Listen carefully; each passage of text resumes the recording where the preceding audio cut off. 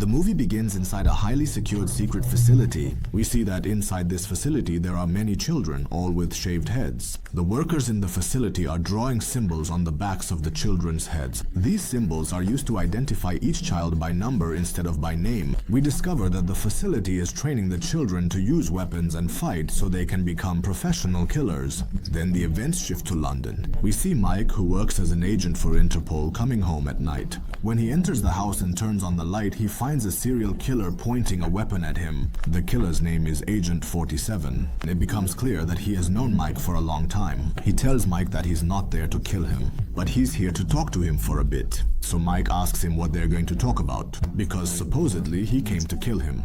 Agent 47 tells him that if he really wanted to kill him, he would have done it a long time ago, and that he had plenty of chances to end his life. But he didn't want to do that. So Agent 47 starts talking to him about his life as a hitman and reveals secrets about himself and how he became an assassin. He says that ever since he was a child, he found himself in a secret facility and that he was trained to become a hitman. And the name of that facility is the Secret Organization. So Agent 47 tells him that they're going to flash back to 3 months ago. That was the time of the first mission he was assigned. And we learned that 3 months ago in Niger, Agent 47 was assigned a mission to assassinate a dangerous gang leader. And on that day, the gang leader discovered that one of his men was betraying him and stealing his money. So the gang leader ordered his men to tie the guy up and torture him. But the traitor completely refused to talk. So the gang leader cut off his arm and told him he would keep torturing him until he talked.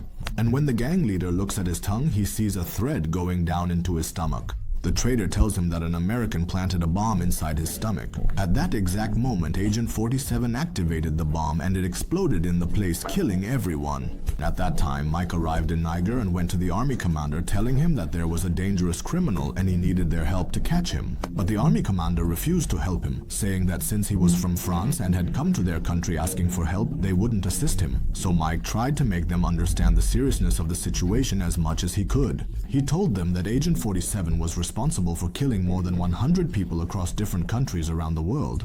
But the commander remained firm in his opinion and completely refused to help him. After that, we go to Russia and see Agent 47 sitting in a booth at the hotel drinking while a very beautiful woman tries to start a conversation with him. But Agent 47 didn't give her any attention, got up, went into his room, checked the traps he had set, and made sure everything was in place and that no one had entered the room. Then he sat down at the laptop where he receives his missions. The computer spoke to him, congratulated him, introduced his new mission, and told him that he was to assassinate the new Russian president. But there are certain conditions he has to follow. And one of the conditions is that he must eliminate the president publicly so that people know he was assassinated. So Agent 47 refuses because that would go against the protocol he follows. He eliminates targets in secret, not in front of others. Then the computer tells him that this is a condition set by the client who wants the president assassinated, and that if he doesn't agree to this condition, the mission will be assigned to someone else. So Agent 47 is forced to accept the mission. A few days later, we see the president in front of a massive crowd about to deliver his speech to the people. But suddenly, Belikov sees his bodyguard collapse to the ground, dead. And before he can even think about escaping, he takes a bullet right in the middle of his head and dies. Agent 47 successfully completes his mission and blows up the building he was using to take aim at the president. Then Agent 47 heads to the airport to make his escape,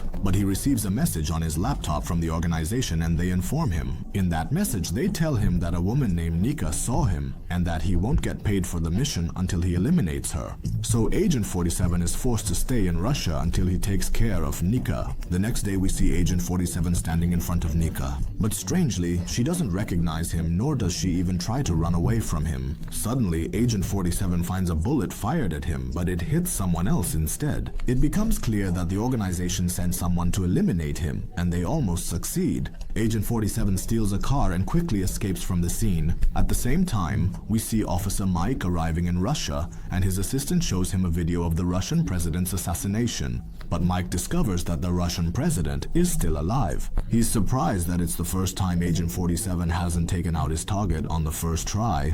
Then Mike gets a phone call informing him of the hotel where Agent 47 is staying, and he asks them how they're sure. They tell him that the doorman recognized Agent 47 from his photo. Mike is surprised because they don't even have a photo of Agent 47. So Mike and his assistant Cengiz start to suspect that something strange is going on. But they immediately gather the forces and head to the hotel location. At the same time, Agent 47 is sitting at his laptop telling someone that the president is still alive. The mission failed, and that means he won't be getting paid. Agent 47 opens the news and sees that the president is still alive, so he's surprised because he was sure he had taken him out. So Agent 47 asks the computer to tell him who ordered the assassination of the president, but the computer doesn't respond. At the same time, Mike and Cengiz arrive at the hotel and find special forces everywhere. Mike tries to talk to the special forces commander and explains that they can't storm in right now because Agent 47 has surely taken precautions. Then an officer named Yuri steps in and tells Mike that they will proceed with the raid and that the operation is their responsibility. He tells him not to interfere, and indeed, the special forces enter the hotel, getting ready to eliminate Agent 47. At the same time, Agent 47 receives a call from someone in the organization, informing him that the person who ordered the assassination of the president was a man, and that's all he can tell him. He also informs him that his hotel location has been compromised and that he needs to escape quickly. So Agent 47 hangs up and quickly starts gathering all his things, but then he hears the sound of the trap he had set outside his room being triggered, so he immediately runs to the window just before the room explodes. He jumps out the window to the floor below, carrying weapons hidden in an icebox. He grabs them and heads out to confront them. Mike tells Jenkins that Agent 47 is going to take the elevator to the 3rd floor, so Jenkins rushes quickly up the stairs until he reaches the 3rd floor. He waits for the elevator to open, and when it does, Mike is shocked to find all the soldiers dead. Jenkins tells Mike that the soldiers who were in the elevator are all dead. So Mike starts searching for Agent 47 in the hotel until he grabs him from behind and threatens to finish him off if he moves. But suddenly a cleaning lady appears between them. So Agent 47 takes advantage of the moment and jumps out the window into the water. After that, Mike and Jenkins go to check the room belonging to Agent 47. The Special Forces commander says he lost 16 of his soldiers because of a single criminal. He tells Mike it's due to his recklessness and orders him to take over Yuri's position in leading the mission. At the same time, we see Agent 47 buying a new suit. He looks at a picture of Bernina and then moves from his spot. We cut back to Jenkins and Mike, who have found Agent 47's weapons bag, and it's full of highly advanced weapons. Jenkins starts testing them out. At that moment, Yuri walks in and asks to speak with Mike alone, so he agrees. They talk together about Agent 47. Mike suspects that he's working for the CIA, and then Yuri asks Mike to stay out of this case from now on and to keep his distance completely as long as they're in Russia, because it's not his country. Mike responds that he knows that Agent 47 never fails a mission and that when he assassinated the president, that wasn't the real president. So Yuri tells him not to interfere in things that don't concern him. Mike then decides to work alone and not deal with them anymore. At that moment, we see Agent 47 riding in a car and arriving at the hotel where Katya is staying. When she opens the door, he throws her the flowers he has, threatens her with a weapon, and takes her with him in the car. And when Katya gets in, she sees the body of the car's owner, but she's forced to stay quiet, and Agent 47 takes her to a hotel, a secret one, and he sits with her in a room and interrogates her. Katya admits that she was on the street where the president was because she was watching him. She's his secret lover. He doesn't want people to know she's his lover. So he asks her how he managed to stay alive after being shot in the middle of his head. She tells him that she doesn't know anything more than that, so he pulls out his gun and threatens to kill her if she doesn't confess. Then, Renina gets scared and tells him the truth. She says that Bellico didn't die. The one who died was his look-alike. And after Agent 47 gets what he wants from her, he looks at the tattoo on her face. And he remembers when he was a child when the organization tattooed that mark on the back of his head. And she tells him that he has a brother named Audrey, and that he, dangerous gang leader and dealer in arms trafficking. So Agent 47 tells her that she will stay with him. But Renina is scared because Belikov, a scene, and Audrey might hurt her. So he replies and tells her that they're both wanted, so they have to stick together and help each other. And he tells her that his mission was supposed to be completed a long time ago, but he decided to expose the conspiracy that's happening.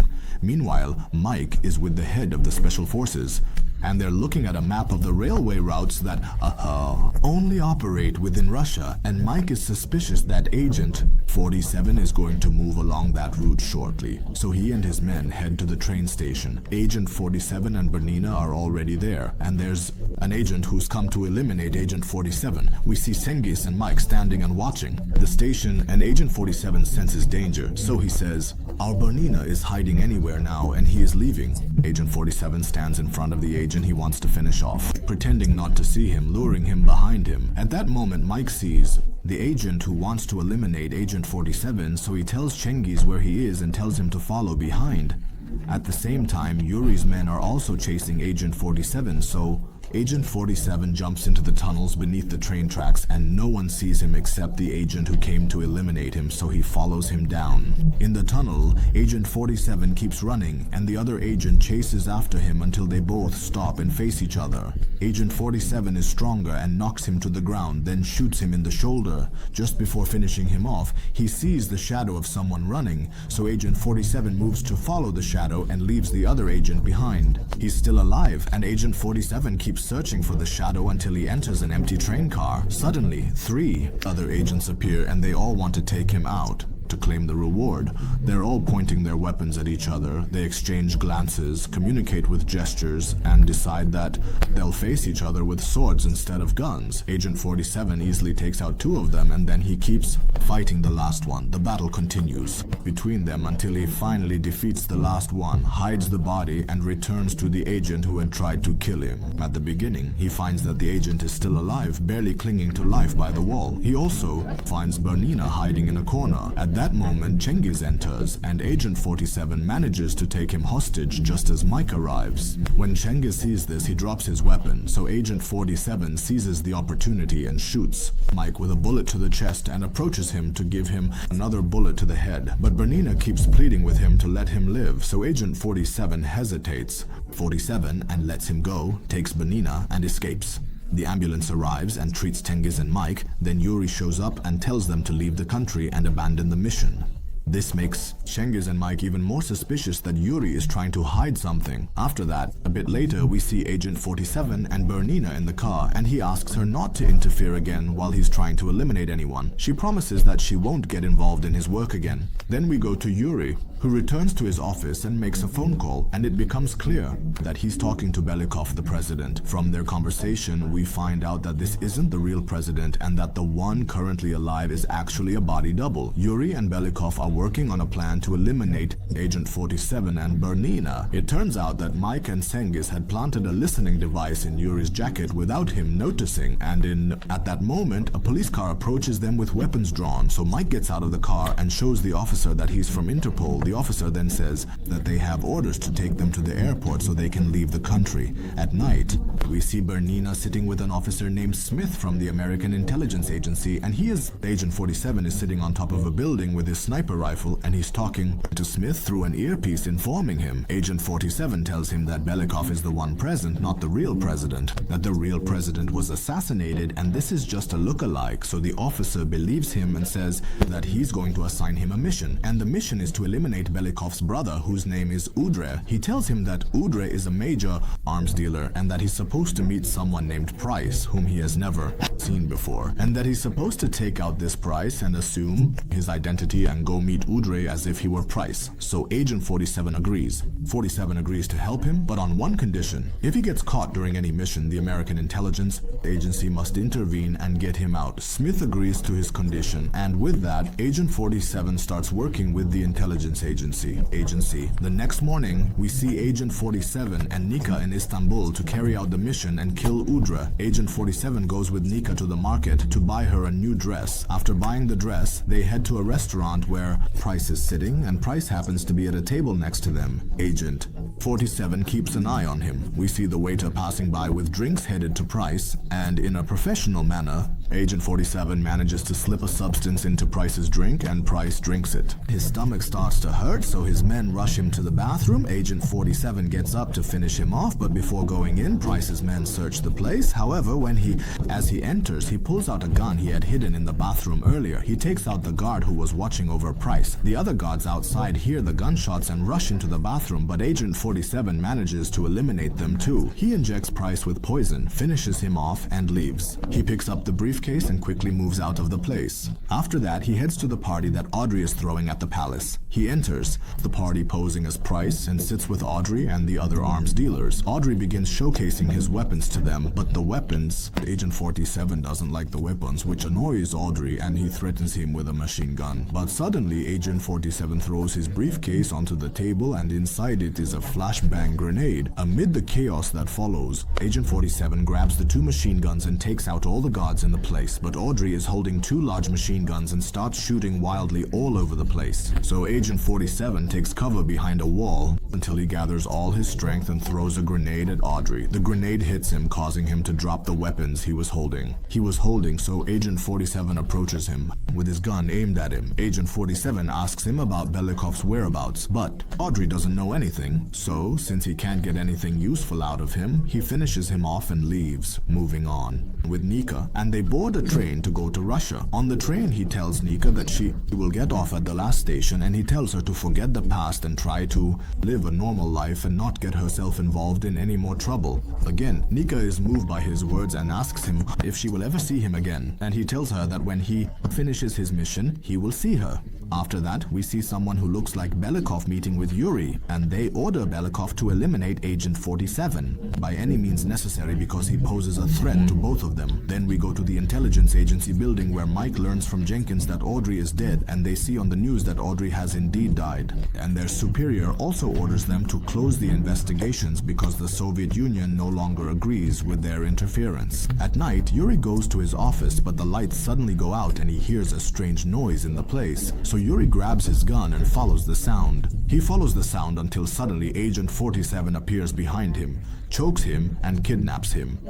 When Yuri wakes up, he finds himself tied up and placed in a bathtub filled with water, with many electrical wires connected nearby. He also finds a walkie-talkie tied to his hand, so he tells Agent 47 to speak into the walkie-talkie and order the soldiers to eliminate the Belikov lookalike, or else he'll drop the electrical wires into the water and finish him off. Yuri gets scared and terrified, begging him for mercy, but Agent 47 gives him a half-hour deadline to think. During that time, we see the Belikov lookalike heading out to deliver his speech to the people, and the place is packed with a huge crowd and under heavy security. We also see Mike and Jenkins among the security detail, and both of them are expecting Agent 47 to show up to take out Belikov. Then Belikov steps onto the platform to deliver his speech. In front of him, there's bulletproof glass protecting him. At that moment, Yuri fears for his life and orders the sniper to take out Belikov. The sniper fires a shot that shatters the glass, protecting Belikov, but immediately the guards take Belikov and try to protect him. At the same time, Agent 47 arrives, throws a smoke grenade, and is disguised in a soldier's uniform, then reveals himself and takes out the guards protecting Belikov. He strangles Belikov, takes him along, and enters the room with him to finish him off. But then he discovers another agent coming to eliminate him, so he fights with him. The battle between them is extremely intense, but Agent 47 is much stronger and manages to break his arm and leg, then goes to Belikov's double, ties him to the chair, and gets all the information from him. The double tells him that he is the one who ordered the real Belikov to be killed. The double offers to do whatever he wants, just not to kill him, but he refuses and shoots him in the middle of the head, ending his life. At that moment, the forces find out that President Belikov is dead, so they send a helicopter that opens fire on Agent 47's location. Agent 47 hides until the shooting stops. Then he gets up and sits on the chair where the president was. He appears to surrender to the soldiers who are coming to arrest him. And when the police and special forces enter, they handcuff him and put Mike in the car, then they drive off. But halfway through the trip, several cars block the road in front of Mike's car. It turns out that the person behind those cars is Smith, who had an agreement with Agent 47. Smith gets out of the car and starts talking to Mike. During the conversation, Mike looks over at the car, but doesn't see Agent 47. So Mike realizes that Smith came to help Agent 47 escape. Then we go into a flashback where Agent 47 is sitting with Mike and tells him that he actually didn't come here to kill him. Then he reveals the body of an agent who was sent to kill Mike and tells him that he protected him from that agent and that he was trying to hide the body. So Mike thanks him for saving his life, and Agent 47 leaves. After that, he returns to Russia and starts watching Baranina from a distance. It seems like he fell in love with her, and the movie ends.